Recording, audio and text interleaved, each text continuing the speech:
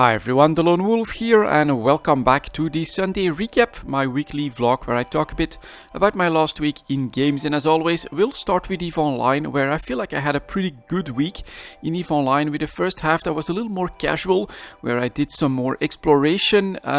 Don't think I got any good drops from the combat sites, but I always did do the data sites as well that I came across. So overall, I always came back with a cargo hold with at least some value in it, and that felt pretty good.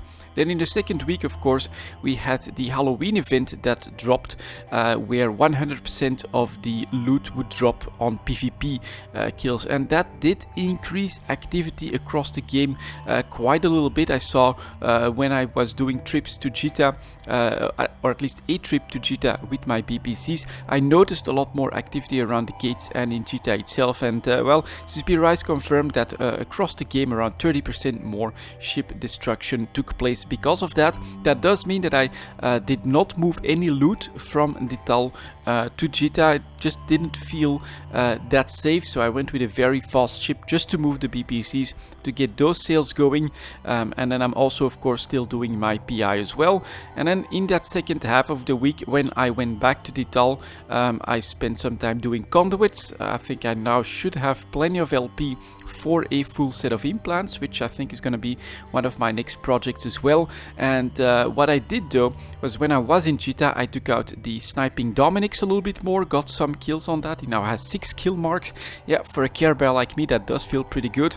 And I also am looking into like making maybe a cheaper, smaller ship that can target a little bit more quickly, because I could have gotten like I think twice as many kill marks if I was able to actually target the criminals more quickly. So I also spent a little bit of time trying to counter gank in Jita, and overall that was pretty fun. We'll see what the event brings out next week.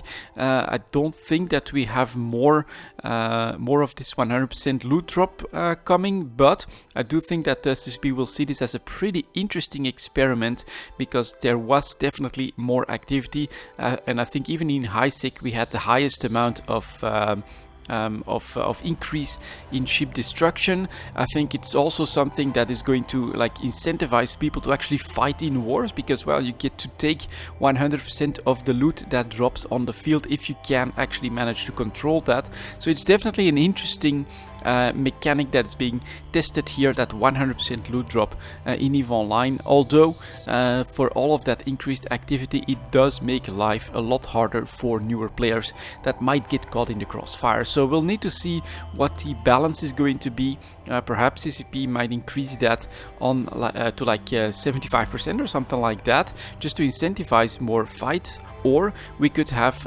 like here with the Halloween event, we could see this come back as a part of an event from time to time, just to get that destruction going in EVE Online. So it was pretty damn cool to see so far, and I definitely had a good week in EVE. And next up is Dota Underlords, the only other game on the roster for this week, because that's all I managed to do. With the big update, I did go back to the game to take another closer look at it, and so far I'm still having fun, so I am going to try and continue to play casually, but to knock out the daily challenges that the game provides. Basically, it gives you like a challenge to, for instance, cast a number of spells, or destroy a number of opposing minions, or build a number of tier 2 minions. It always does work out that you can finish that in 1 to 2 games. There are a couple of exceptions.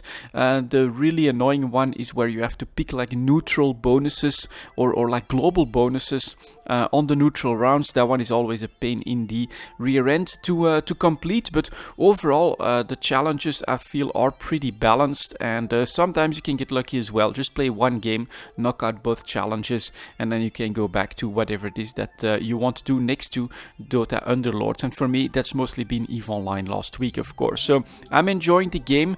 I completed both the unlocks for the 2 Underlords. So we get Anesix, who is like a healer summoner. She's actually pretty cool, and I think the strongest of the 2. And then we got Hobgun, who is like a fire mage that does deal potentially a lot of damage, but on a very specific build, in my opinion. He has a lot less choices than Anesix, and doesn't do as well in healing, so I feel like he's the weaker of the two options. But I've been enjoying Dota Underlords, to be honest. It is pretty relaxed. Basically, you build up the army and the combination that you want, depending on, of course, what becomes available every single round, and then you just put them on the board and watch them duke it out with whatever the other opponents have made. There's probably lots of nuances that I'm personally missing, like board placement, tactics there are definitely something that I'm missing, and then you can probably count, depending on what you see your opponents use, towards having a better chance for those tier 3 heroes that do become very, very powerful late game and pretty damn important. But yeah, overall I think I usually manage to get in like the top 3 on most of my games. There are some exceptions, of course. RNGs is not always on your side, and second to last place is something that happens as well, but I feel like I can manage decently well in Dota Underlords so far, and so I am continuing to enjoy the game. I also try to follow a little bit of BlizzCon. Haven't seen that much, but of course Diablo 4 has been announced.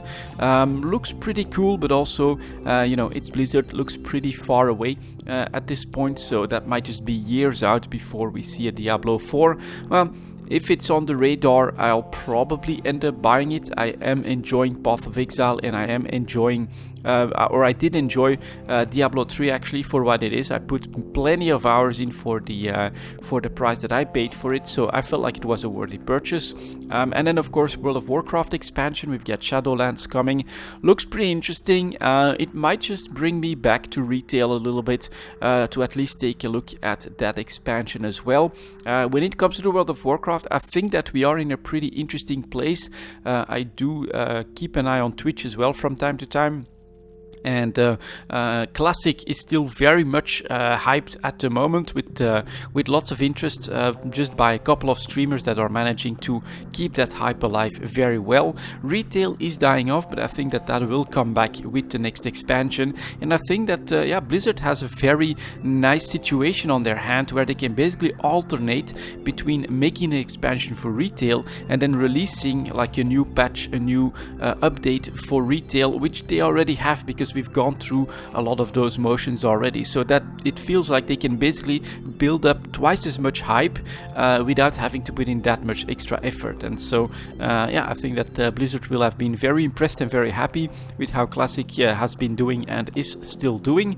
And for me personally, I burned out on Classic. I tried to get a priest up there, but I just played too much too quickly, the need to play WoW has just completely dropped off. So my next horizon is basically going to be Shadowlands, I think. I'll think about what kind of character I want to make for that. Probably gonna be my warlock, who is then basically ready for the expansion already. It might be something else. We'll see how that works out. But yeah, the Blizzard games, I mean, I'm still a fan, despite everything that we do see, like company-wise, that's not really what we would like to see, or what a lot of people would prefer to see. But I tend to try to stay out of politics. I just look at games as a hobby, and I want to enjoy myself. And to be honest, Blizzard, I do still think makes some pretty good games. So those two are on the radar, but they're still quite a ways out, I think. So no need to worry about that right now. I'm looking forward to ExileCon as well, to see what else is going to happen with Path of Exile. And then other than that, I don't know, maybe the Outer Worlds is something that I might look into as well. But having to go for that Epic exclusive, I'm just a little bit lazy when it comes to that. So it's on my wish list on Steam. I might even just wait out a couple more months, I think, until it drops there, and then I'll try to grab it at like a discount and take a look at that. But from the reviews, it does look like that's a pretty damn cool game. So short term, yeah, Split Vendetta, some more X4. I think that's what I'm looking forward to the most for the next thing that I'm expecting to do. Anyways, that's gonna be it for this EVE talk, guys. Thank you very much for watching, and I'll see you all next time.